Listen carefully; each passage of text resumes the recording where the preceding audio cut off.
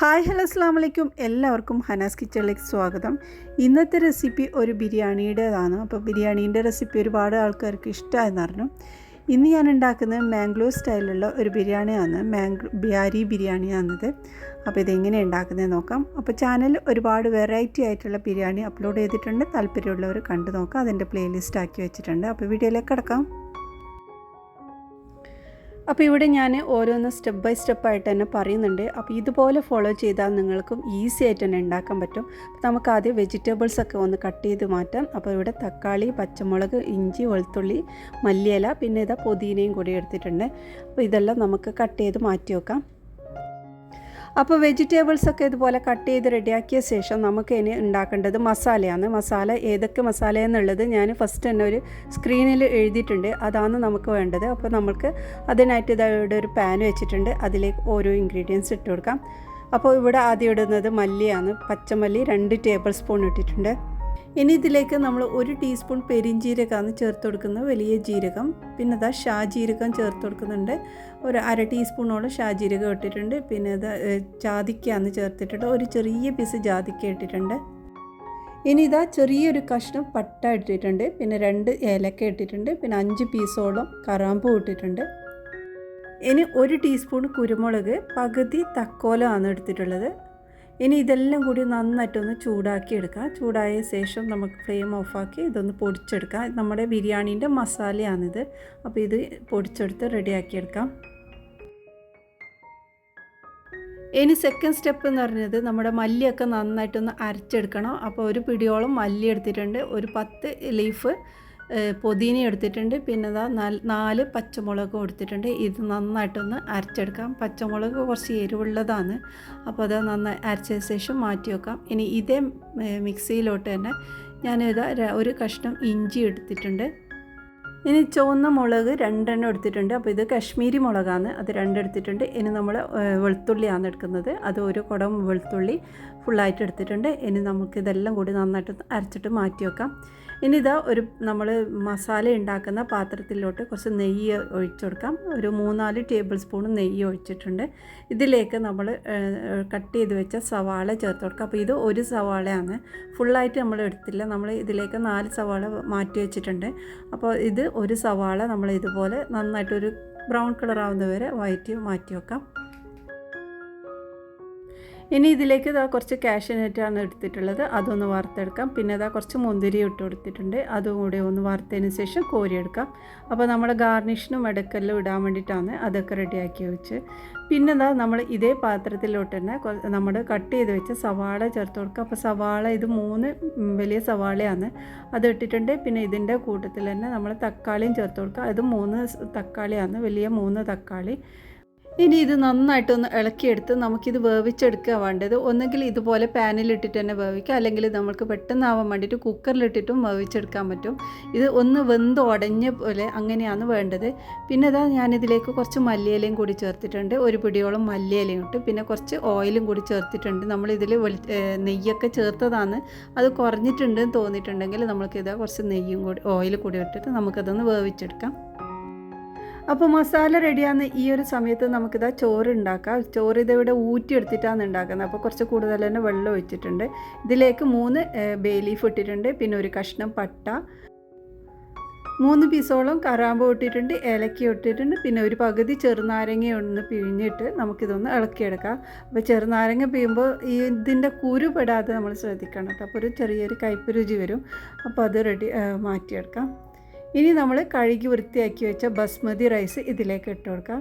അപ്പോൾ ഇത് അരമണിക്കൂർ മുന്നേ കുതിർത്ത് വെച്ച ബസ്മതി റൈസാണ്. അപ്പോൾ അത് ഇട്ടിട്ട് നന്നായിട്ടൊന്ന് ഇളക്കി നമുക്കിത് വേവിച്ചെടുക്കാം. ഇതിങ്ങനെ പറയുന്നത് കേൾക്കുമ്പോൾ നിങ്ങൾ വിചാരിക്കുന്നുണ്ടാവും ഒരുപാട് പണിയൊന്നും ഇല്ല കേട്ടോ. നല്ല ഈസിയാണ്. നമ്മൾ മനസ്സിലാക്കാൻ വേണ്ടിയിട്ടാണ് ഞാൻ ഇവിടെ ഡീറ്റെയിൽ ആയിട്ട് പറയുന്നത്. അപ്പോൾ ഇത് ഉണ്ടാക്കുന്നതിൽ ഇതിൻ്റെ മസാലയൊക്കെ ഒരു ചെറിയൊരു വ്യത്യാസമുണ്ട്. നമ്മൾ ഉണ്ടാക്കുന്ന ഒരു ബിരിയാണീൻ്റെ പോലെയല്ല. പിന്നെ നമ്മൾ ഈ ഒരു മസാല ഇത് ഒന്ന് വെന്ത് ഉടഞ്ഞ് കിട്ടിയാൽ മതി. നമ്മളിത് വഴറ്റിയെടുത്തിട്ട് അങ്ങനെ ഉണ്ടാക്കുന്നതല്ല. ഇത് നമ്മൾ കുക്കറിലിട്ട് ഒന്ന് വേവിച്ചെടുത്താലും മതി കേട്ടോ. അപ്പോൾ ഞാനിവിടെ ഇങ്ങനെ ചെയ്യുന്നത്.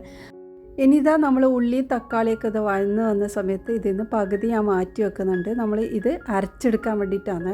നല്ലോണം അരക്കുന്നില്ല, ചെറുതായിട്ടൊന്ന് ഒരു തരി നിൽക്കുന്ന അങ്ങനെ അരച്ചെടുക്കണം. പിന്നെ ബാക്കിയുള്ള മസാലയിലോട്ട് നമ്മൾ ഇതാ മഞ്ഞൾപ്പൊടി 1 ടീസ്പൂൺ മഞ്ഞൾപ്പൊടിയും പിന്നെ നമ്മൾ പൊടിച്ച് വെച്ച മസാലയിൽ നിന്ന് കുറച്ചിട്ട് കൊടുക്കുക. 1 ടീസ്പൂൺ ബാക്കിയൊക്കെ ഇട്ടിട്ടുണ്ട്.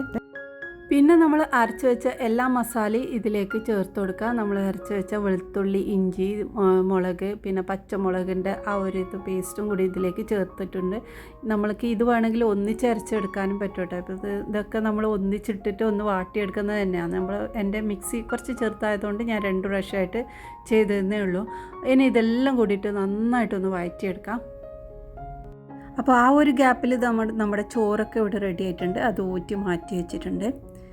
ഇനി നമ്മൾ ഈ ഒരു മസാലയിലോട്ട് നമ്മൾ മാറ്റി വെച്ച ആ ഒരു സവാളയും തക്കാളിയൊക്കെ ഉണ്ടല്ലോ, അത് ഇതുപോലെ ചെറുതായിട്ടൊന്ന് പൊടിച്ചെടുത്തതിന് ശേഷം ഇതിലേക്ക് തന്നെ ചേർത്ത് കൊടുത്തിട്ടുണ്ട്. നല്ലോണം അരയാൻ പാടില്ല, ചെറുതായിട്ടൊന്ന് പൊടിഞ്ഞെടുക്കുന്ന പോലെ അങ്ങനെ ചെയ്ത് പിന്നെ പാകത്തിനുള്ള ഉപ്പും കൂടി ചേർത്ത് നന്നായിട്ടൊന്ന് ഇളക്കിയെടുക്കാം. ഇനി ഇത് നന്നായിട്ട് നല്ലോണം വഴന്ന് കിട്ടണം. ഈ ഒരു മസാലയ്ക്ക് നല്ലൊരു ഫ്ലേവറാണ്. ഇത് ഉണ്ടാക്കി നോക്കിയിട്ട് തന്നെ നിങ്ങളുടെ അഭിപ്രായം പറയണേ. പിന്നെ നമ്മൾ മിക്സിയിലോട്ട് ഞാനിത് 3 പീസോളം തേങ്ങ ഇട്ടിട്ടുണ്ട്. അതിൽ 10 പീസ് കാഷ്യൂനട്ട് ഇട്ട് ഒന്ന് നന്നായിട്ടൊന്ന് അരച്ചെടുത്തിട്ട് ഇതിലേക്ക് തന്നെ ചേർത്ത് കൊടുത്തിട്ടുണ്ട്. ഇനി ഇതിലേക്ക് തൈരാണ് ചേർത്ത് കൊടുക്കുന്നത്. 2 കുറച്ച് വലിയ ടേബിൾ സ്പൂണ് തൈര് ചേർത്ത് കൊടുക്കുന്നുണ്ട്. ഇനി ഇതെല്ലാം കൂടി നന്നായിട്ടൊന്ന് മിക്സാക്കി എല്ലാം യോജിപ്പിച്ചെടുക്കാം. അപ്പോൾ ഇതൊന്ന് നന്നായിട്ട് മിക്സാക്കി അത് തിളപ്പിച്ചെടുക്കുന്ന പോലെ അങ്ങനെ ആക്കാം. അപ്പോൾ ഇത് കുറച്ച് കട്ടിയുള്ളതായിട്ടുള്ള ഒരു ഗ്രേവിയാണ് ഇപ്പോൾ ഉള്ളത്. നമ്മൾ ഇതിലേക്ക് ഇനി ചിക്കനൊക്കെ ചേർക്കാനുള്ളത് 1 കിലോ ചിക്കൻ്റെ മസാലയാണ് കേട്ടോ ഞാനിപ്പോൾ ഇവിടെ കാണിക്കുന്നത്. അപ്പോൾ അത് കഴുകി വൃത്തിയാക്കി വെച്ച ചിക്കനും കൂടി ഇതിലേക്ക് ചേർത്ത് കൊടുക്കാം. ചിക്കനും കൂടി ചേർത്ത് കൊടുത്തിട്ട് ഇതുപോലെ നന്നായിട്ടൊന്ന് ഇളക്കിയെടുത്ത് നമുക്കിത് അടച്ച് വെച്ച് വേവിച്ചെടുക്കാം. ചെറിയ ഫ്ലെയിമിലിട്ടിട്ട് വേവിച്ചെടുക്കണം, അടിയിൽ പിടിക്കാതെ ഇടയ്ക്കിടയ്ക്ക് ഒന്ന് ഇളക്കി കൊടുക്കണം.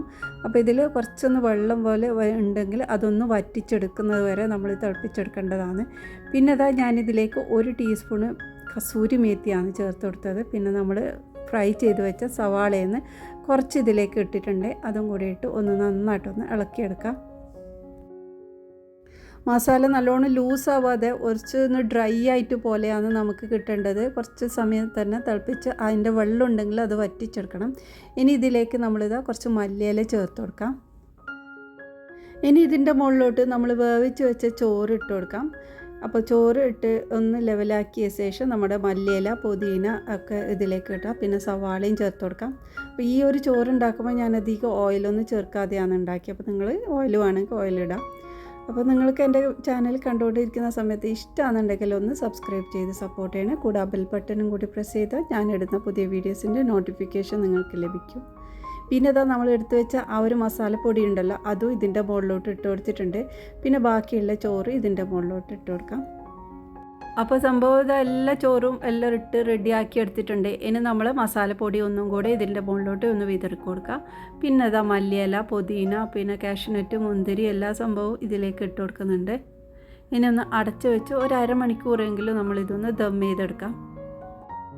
അരമണിക്കൂറിന് ശേഷം ഇത് തുറന്ന് ഒന്ന് നന്നായിട്ടൊന്ന് മിക്സാക്കി എടുക്കുക. അപ്പോൾ മസാലയിൽ അടിഭാഗത്തായതുകൊണ്ട് ജസ്റ്റ് ഒന്ന് മിക്സാക്കി എടുക്കണം.